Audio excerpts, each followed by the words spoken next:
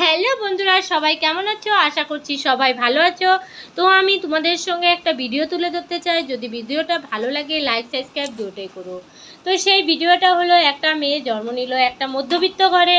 সেই মেয়েটার জন্ম নেবার পর মেয়েটার নাম তার মা বাবা ভালোবাসে আদর করে তার মেয়েটার নাম রাখলো শম্পা। তো সেই মেয়েটাকে আদর যত্ন সহকারে বড় করে তুলে, মেয়েটাকে বড় করে তোলার পর মেয়েটার বিয়ের প্রস্তাব আসে। সেই মেয়েটাকে বিয়েও দেয়।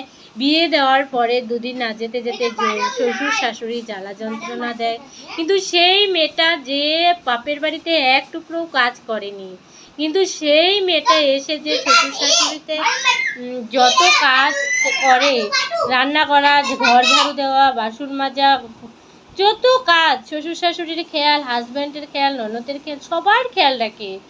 ঘরে যদি না থাকে সেই মেয়েটা, ঘরে না থাকলে মানে লক্ষ্মী নেই, ওরকমভাবে সবাইকে দেখভাল করে।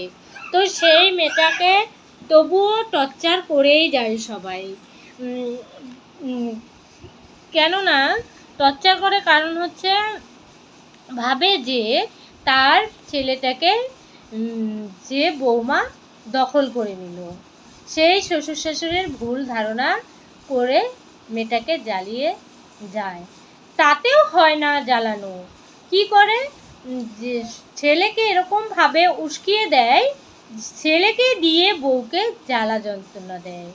ছেলেকে এরকমভাবে কথা বলে যে তুই থাকিস না আমাদের বাড়িতে, অনেক রকমভাবে কথাগুলো বলে ছেলেটার মনটা খারাপ বানিয়ে দেয়।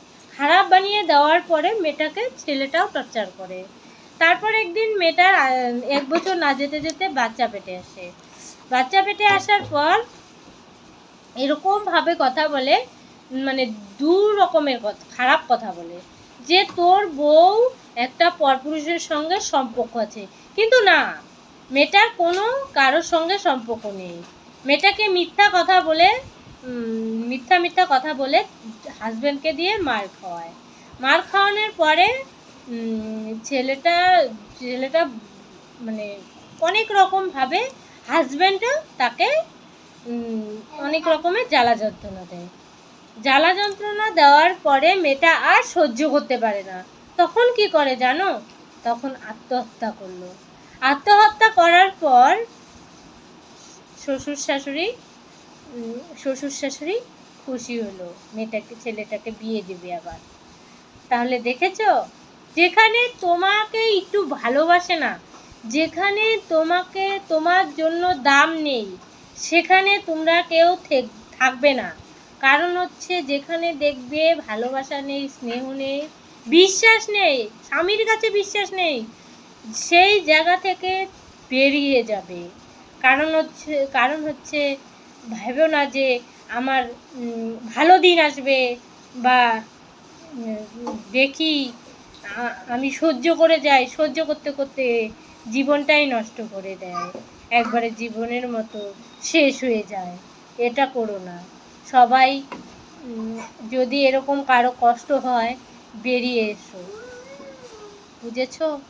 এভাবে জোর করে কারোর সংসারে থাকার দরকার নেই, কারোর দেখভাল করার দরকার নেই। এখন যাকে বেশি ভালোবাসবে সে তোমাকে আঘাত করবে। এখন যাকে ভালোবাসবে না, নিজের মাথাটা উঁচু করে বাঁচতে শেখো। কাউকে এরকম ভেবো না যে আমি তোমাকে এত ভালোবাসি, মানে বলো না। মাথাটা উঁচু করে বাঁচতে শিখো। ভালোবাসলে বাসুক, নিজেকে ভালোবাসতে শিখো। অন্যকে ভালোবাসে লাভ নেই। কেউ কারো না, স্বামীও না, হাজব্যান্ড, শ্বশুর শাশুড়ি, কেউ না আপন। নিজেকে ভালোবাসতে শিখো, তাহলে সব থেকে তুমি খুশি থাকবে, সুখী থাকবে।